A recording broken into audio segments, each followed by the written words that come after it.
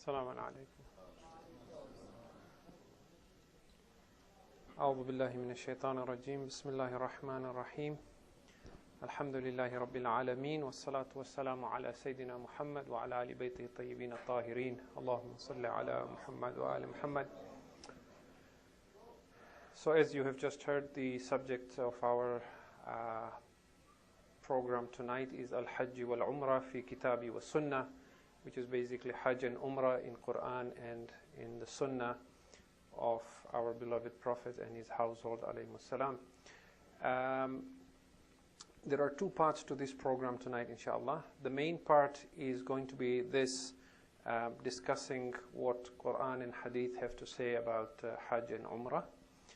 And that is the second part, actually, which is the main part. This first part here, I would like to just show you a few pictures and video clips, just so that those who have never been for Hajj or Umrah, when we speak about the different aspects of Hajj, just so we're all on the same page, I think it'll be helpful if you have a visual.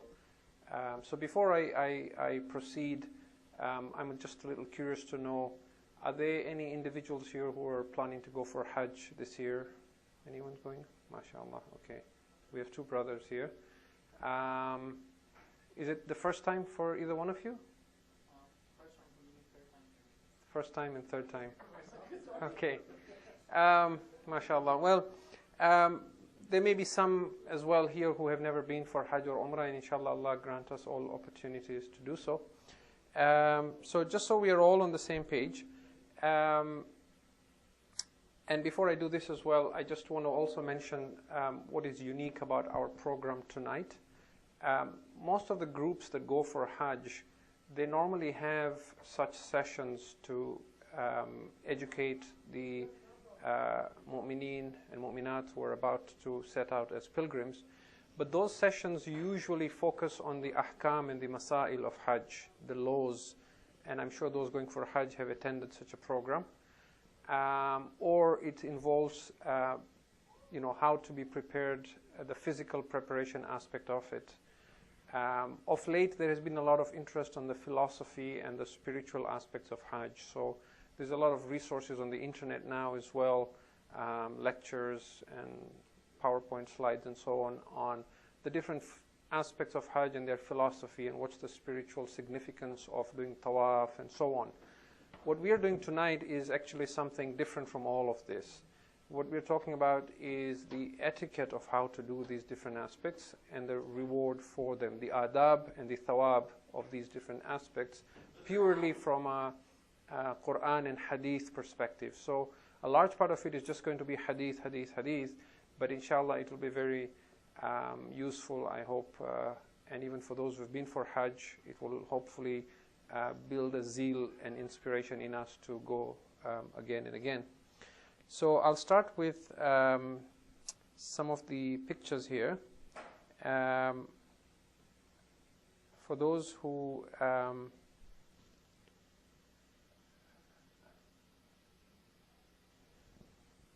okay, I'm not sure if this is clear enough or if we need to.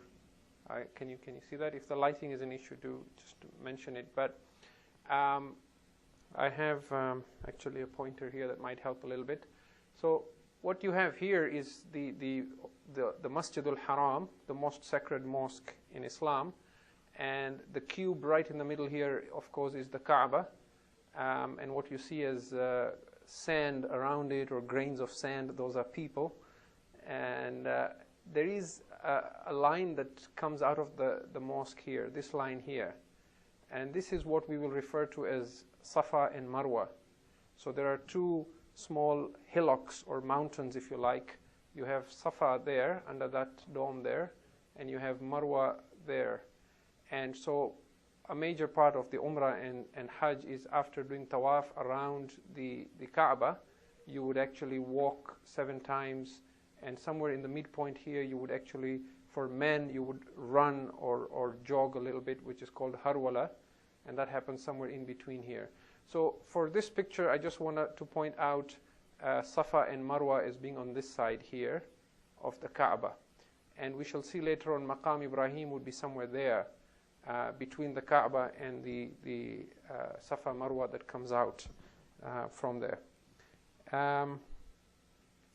Then on this picture here, unfortunately, I couldn't find an English version of this, and also couldn't find the time to replace it with English words here. But this is the picture of the Kaaba itself, and we shall see some video clips as well. But essentially, for those who have never been for Hajj, Umrah, and are not familiar with the terms at all, I just want to point out that where you have the door of the Kaaba,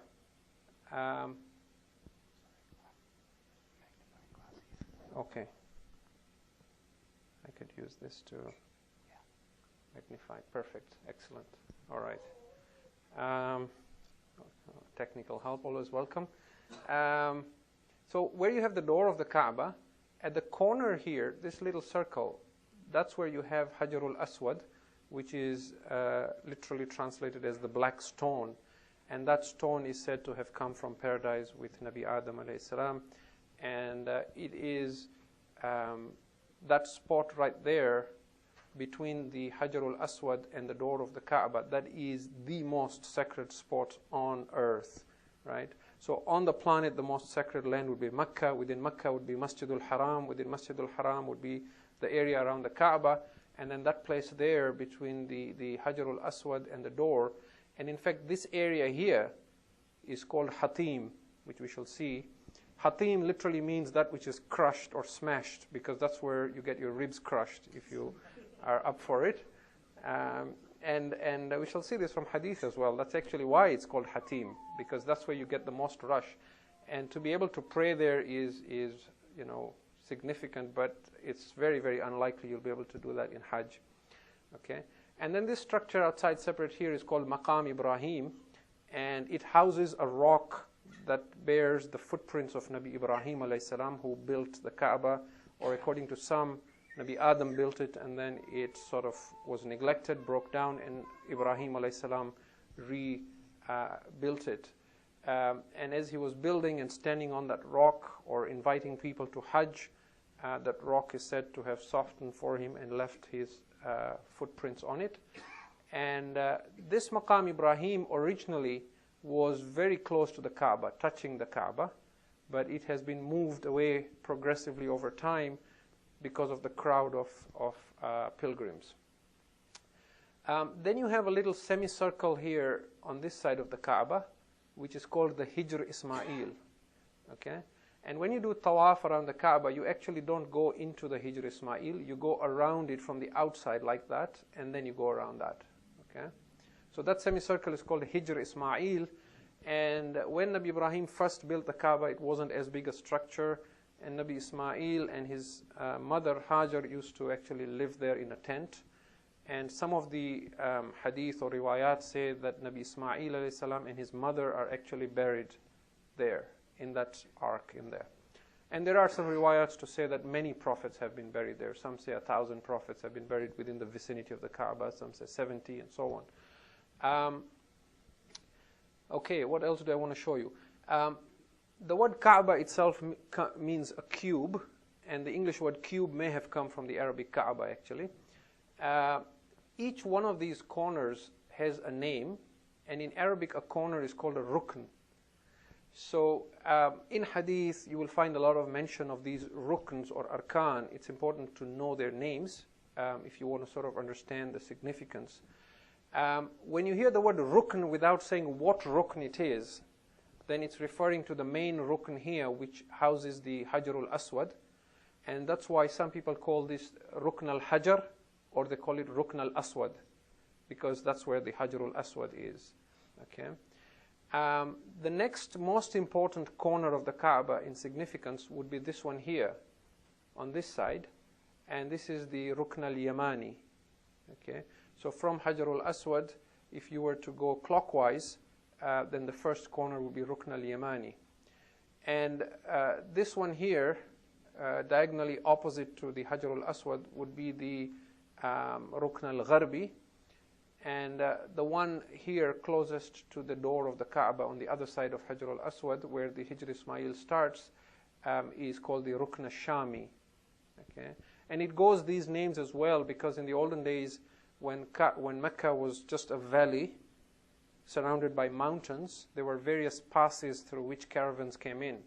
So the caravans that came from Syria came in from this side, down the valley into where the Kaaba was, and that was therefore called the Shami corner, the corner from Sham, right?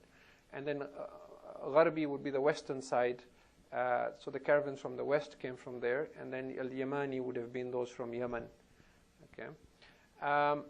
When you do the tawaf of the Kaaba, it is always anti-clockwise. So this line that comes out from here is where you basically start your tawaf, and you go around, or what we call circumambulate. You do the tawaf going around like that 7 times. You never do tawaf clockwise, which is not hard to figure out because with the rush and the crowd, you'll never be able to go the other way around. So I have mentioned some technical terms there. This line now has been removed by the Saudi government. They had put a line like this before on the marble so you could tell where to start, but that was creating some problems which we shall talk about later on, and now the line I believe is not there anymore. So in terms of technical terms, Rukn al-Yamani, Rukn al-Hajar, these two we'll mention time and again. Hatim, we said, was this area here. We might talk about an area of the Kaaba called Multazim and Mustajar. Multazim and Mustajar are actually on this wall here, which is the wall facing the door of the Kaaba, the other side, right opposite the door of the Kaaba. When Nabi Ibrahim ﷺ had built the Kaaba, he had actually built 2 doors to the structure. There was an eastern door and a western door. And so there was a door facing this door on that side. But then with time, by the time, even before Islam, during the time of Jahiliyyah, when the Quraysh were maintaining the Kaaba, they sealed off that door completely. So there is a lot of significance to 2 areas of the Kaaba on that wall that are called Multazim and Mustajar that we shall talk about. There is also an area here to the Kaaba that is called Shadarwan, which we may mention time permitting. Okay, I think that suffices for now in terms of the technical names associated with the Kaaba, and we will come back to this if we need to.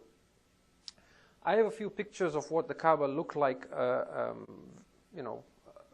long ago. We are now Hijri, 1431 now? I think 1431. This is what a picture of what Mecca looked like in 1372, which is about 60 years ago, right? And you can see that there obviously wasn't that much of a crowd because look at the constraint. There is a fence here that runs around the Kaaba. So you actually had to walk through one of these pathways, and there's various that come in, and then you'd have to enter this sort of arena or circle or fenced area to do the tawaf. And then there's all these buildings and structures, right? I think this building here would have had Maqam Ibrahim, and that building there would have probably been, where you went to get Zamzam. And they had these awnings or, covers jutting out where people could sit and take some shade and rest. And this is like just 60 years ago. And you will see on the video clips I show you how different it now looks in just 60 years. Okay, that's another picture of the Kaaba from, it says 1880.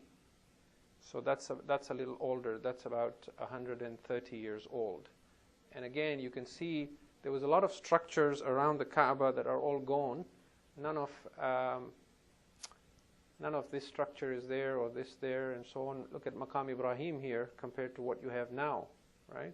There's even some buildings there with domes, which were probably graves or something of significance, but all lost in time.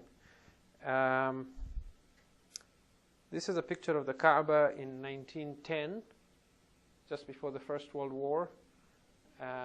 You can see the area around the Kaaba was cobbled rather than marble as it is now.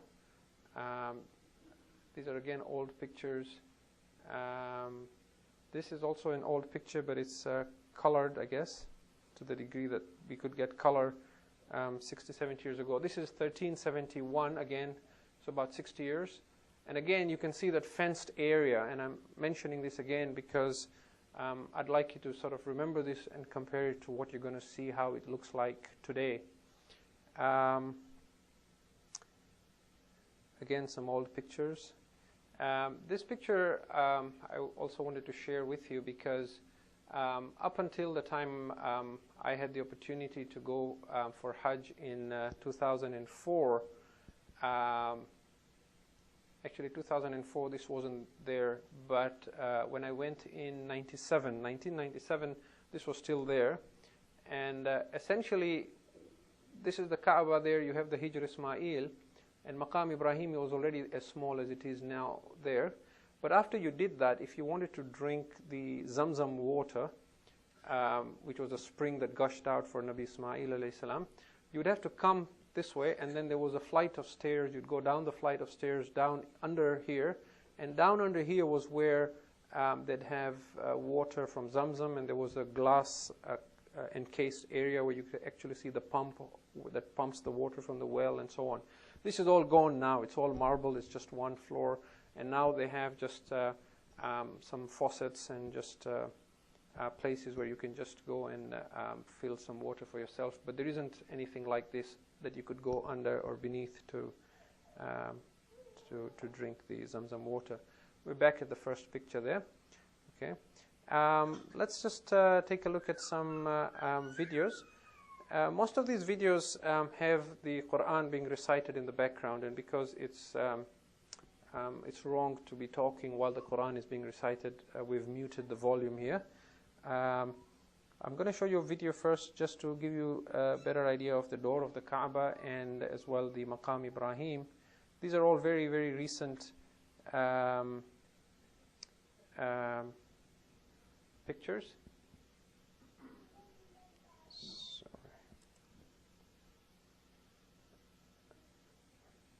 Okay, so you have, this is now Mecca as it looks today, and I don't know if you can even spot, Hijr Ismail is there, right, the semicircle, Maqam Ibrahim right there, right, and you have people doing tawaf.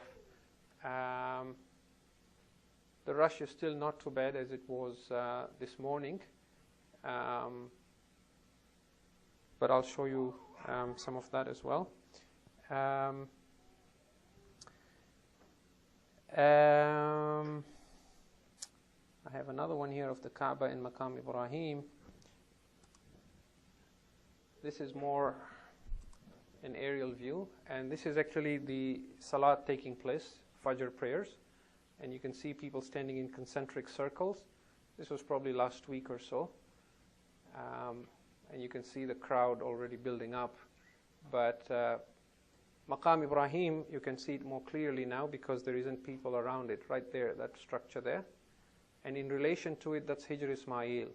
This side of the Kaaba is where I said there was another door before that has been sealed off. Okay, and this is what the new structure looks like. And this is then just the Salat taking place, but I should probably just pause this for a second.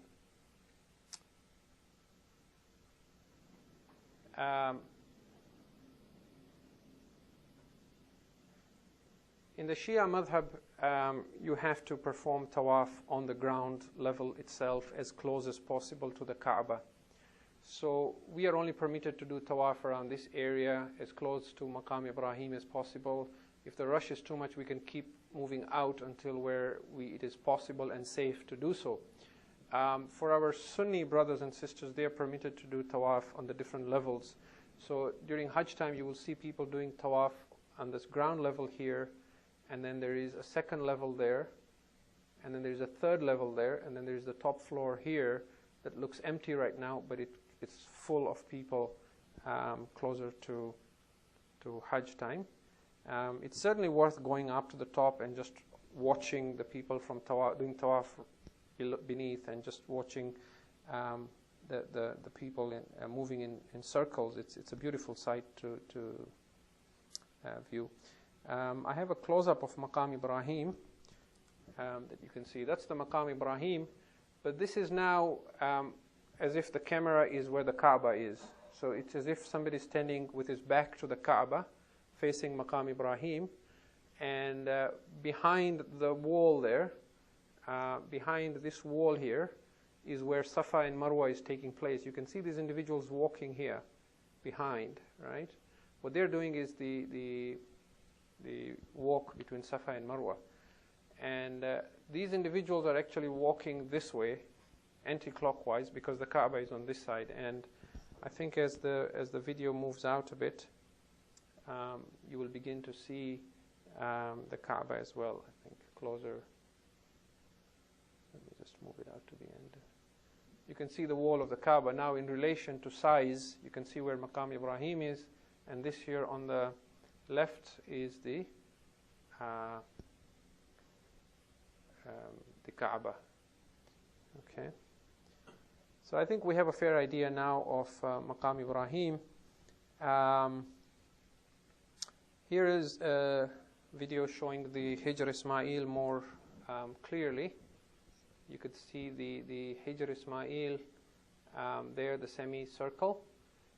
It is recommended to pray 2 rakats there facing the Kaaba, but not during your tawaf. During your tawaf, you're actually going to stay on the outside and not go into this area at all.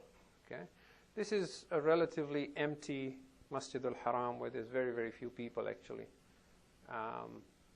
The kind of crowd you probably get on a hot summer day when it's not a significant time on the Islamic calendar. And in those times, the top floor is normally even locked out, so you won't find people there. Okay. Just a couple more, and then we'll actually move on to the next segment. For those who may be curious about the tawaf on the upper floor, this is an example of a few people doing tawaf on the upper floor. They've already opened this area now for the month of Dhul Qa'dah. Still, it's very, very empty. You can see there's a lot of empty space here, but there are individuals closer to the edge here, and that's because as people do tawaf on the top floor as well, they like to be gazing down at the Kaaba.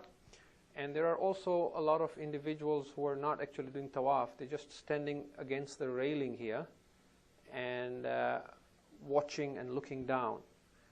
And depending on how much time we have during the hadith session, we shall see that some of the riwayat tell us that up in the heavens, where the arsh of Allah is said to be, the throne of God, there is a structure like the Kaaba that is called the Baytul Ma'mur.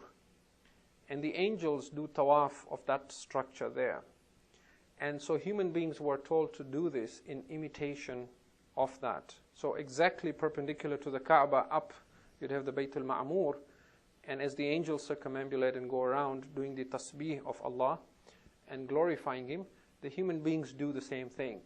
So it's a matter of perspective. On one perspective, you might say, well, it's just a structure made up of bricks and cement. Why are people walking around it? What's the purpose?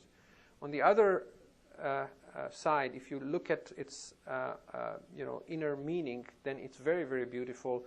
Even to stand up there and watch and look down and just see, almost as if the angels going around the Kaaba, you see the Bani Adam, the children of Adam, going around the house of God. Okay.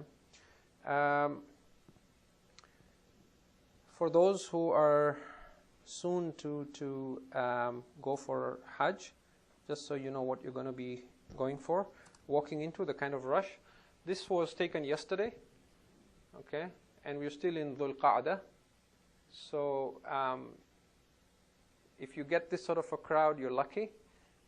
I think you'll get more, not to frighten you, but you really need to be wise and prudent. Not everyone there is well-meaning. There are pickpockets. There are people there who have come for different reasons.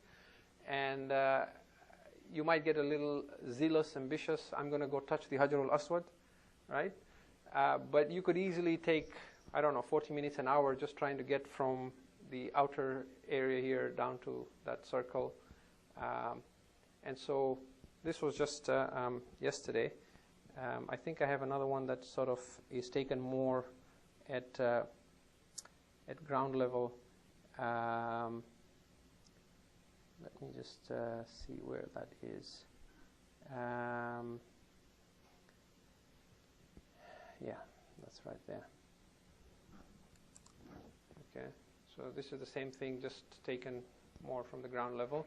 And they actually raise the cloth of the Kaaba a little bit because people are tugging at it, trying to tear it, or just hang on to it or hang off it. But so, you know, and if you watch the people very carefully, you will see they're barely walking. What they're actually doing is just, you know, everybody's pushing the other, and it's just actually moving side to side, side to side, side to side. And while you're doing this, you're supposed to stay focused on why you're there, doing the tasbih of Allah, the tamheed of Allah, the takbir, the tahleel, glorifying Allah, making sure constantly your left shoulder is facing the Kaaba, not turned away, no one's crushing your wife, no one's elbowing you, poking you with an umbrella, or stepping on your toes, still thinking about Allah, right? You're going to see all kinds of things, people talking on the cell phone, people doing all kinds of things during tawaf, right? But there is a lot of spirituality even in this, if we take the time to think about it. Okay, the last thing I want to show here is a clip from Medina, Masjid al-Nabawi, and it's not the inside actually, unfortunately, it's just the outside the dome. We've all heard of the Qubbatul Khadra, the green dome under which the Prophet of Islam is buried, and that's the green dome. And this is also a recent video. The mosque has been expanded tremendously. It's a modern structure now, but they've kept the old green dome, which was there, I think, since the time of the Ottomans. So you can immediately tell that that green dome is ancient. It's different from all the other domes and structures. Okay, and there is quite a bit of rush there as well. Unfortunately, I don't have the side from there facing the door to show you where the Bab Jibreel and other significant parts of the mosque is. But Jannatul Baqi would be on that side, facing the door that enters to the green dome, right across it on the other side. Inshallah, maybe some other time when I have the video clips for that, we'll look at that. Okay. The other thing I wanted to mention before we stop this and come to the next segment, and I'll just take less than 5 minutes for that, is when we go for Umrah, which is out of the Hajj season, any other time of the year, there are certain things that we have to perform that are wajib during the Umrah, and the terms that we're going to be talking about. So the first thing you do is somewhere outside Mecca, you put on a special garment that's called the Ihram. For men, this would be like 2 pieces of white cloth, like 2 towels, for example, one on the waist and one to cover the upper body. For women, it would be just a simple white dress. And you wear this ihram at a place outside Mecca that is called a miqat. And after you do that, there are 25 things that become haram on you. You become a muhrim because you're wearing the ihram. And that's why these things are haram on you, because you're going to Masjid al-Haram. Okay? And then when you get to Mecca, the first thing you do is you do the tawaf of the Kaaba. Then you pray 2 rakats near Maqam Ibrahim. Right? Then you go to the place between Safa and Marwa, and you walk 7 times between the 2 places. That is called the sa'i. Sa'i is to walk between these 2 places. And then you do the taqsir, which is to clip either a bit of your hair or your fingernails. Right?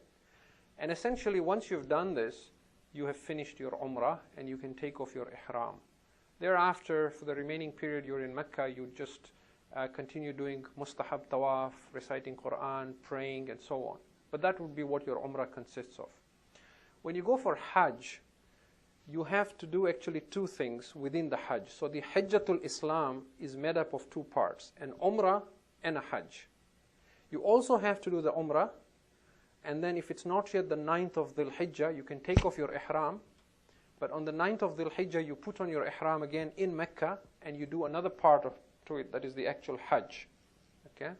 The reason you still have to do the Umrah is because it is forbidden on anyone who doesn't live in Mecca to enter Mecca without the Ihram. You cannot enter Mecca unless you're in the state of Ihram.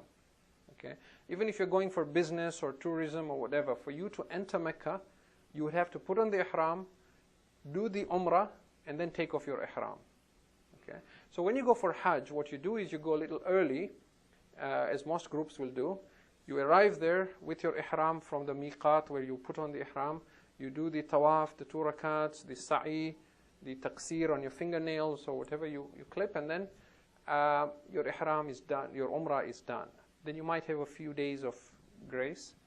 And then on the 9th of Dhul Hijjah, you put on your ihram in Mecca and you go out to an open plain that is called Arafat.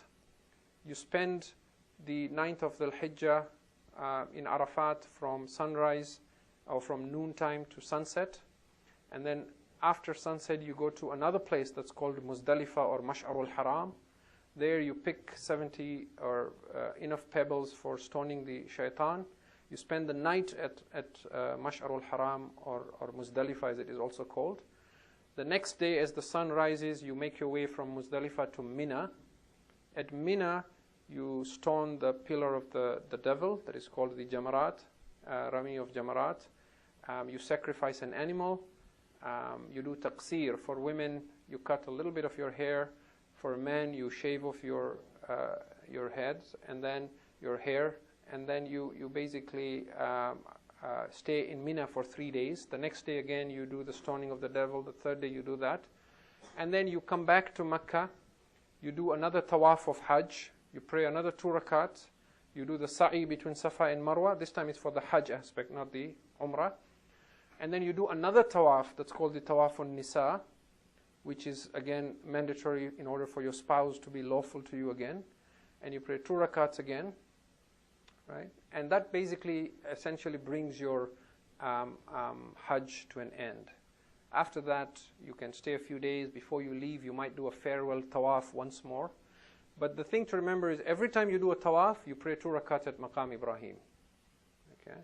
And whereas the sa'i is only done once for Umrah or for Hajj, there isn't anything like a mustahab sa'i, the tawaf can be mustahab. After you've done your wajib, or what is needed for Umrah or Hajj, you can keep doing more tawafs for your grandparents, for your parents, for your friends, neighbors, anybody who you remember there from the mu'mineen and mu'minat. But every time you do tawaf, you pray 2 rakat at Maqam Ibrahim. All right? So with that, I'm going to stop here, and we're going to take a minute or two just to move some of this around, and inshallah come to the second part of our lecture. If you can recite aloud salawat ala Muhammad wa ala Muhammad.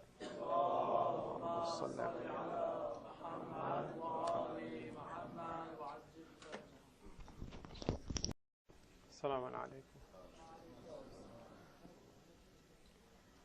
أعوذ بالله من الشيطان الرجيم بسم الله الرحمن الرحيم الحمد لله رب العالمين والصلاة والسلام على سيدنا محمد وعلى آل بيته الطيبين الطاهرين اللهم صل على محمد وآل محمد. So as you have just heard, the subject of our program tonight is Al-Hajj wal-Umrah fi Kitabi wa Sunnah, which is basically Hajj and Umrah in Quran and in the Sunnah of our beloved Prophet and his household alayhi salam. There are 2 parts to this program tonight, inshallah. The main part here, anyone going? MashaAllah, okay. We have 2 brothers here. Is it the first time for either one of you? First time and third time. Okay. MashaAllah. Well, there may be some as well here who have never been for Hajj or Umrah, and inshallah Allah grant us all opportunities to do so. So just so we are all on the same page, and before I do this as well, I just want to also mention what is unique about our program tonight. Most of the groups that go for Hajj, they normally have such sessions to educate the mu'mineen and mu'minat who are about to set out as pilgrims. But those sessions usually focus on the ahkam and the masail of Hajj, the laws, and I'm sure those going for Hajj have attended such a program. Or it involves, how to be prepared, the physical preparation aspect of it. Of late, there has been a lot of interest on the philosophy and the spiritual aspects of Hajj. So there's a lot of resources on the internet now as well, lectures and PowerPoint slides and so on the different aspects of Hajj and their philosophy and what's the spiritual significance of doing tawaf and so on. What we is going to be this discussing what Quran and Hadith have to say about Hajj and Umrah, and that is the second part actually, which is the main part. This first part here, I would like to just show you a few pictures and video clips, just so that those who have never been for Hajj or Umrah, when we speak about the different aspects of Hajj, just so we are all on the same page, I think it'll be helpful if you have a visual. So before I proceed, I'm just a little curious to know, are there any individuals here who are planning to go for Hajj this year? What we're doing tonight is actually something different from all of this. What we're talking about is the etiquette of how to do these different aspects and the reward for them, the adab and the thawab of these different aspects, purely from a Quran and Hadith perspective. So a large part of it is just going to be Hadith, but inshallah it will be very useful, I hope, and even for those who have been for Hajj, it will hopefully build a zeal and inspiration in us to go again and again. So I'll start with some of the pictures here. For those who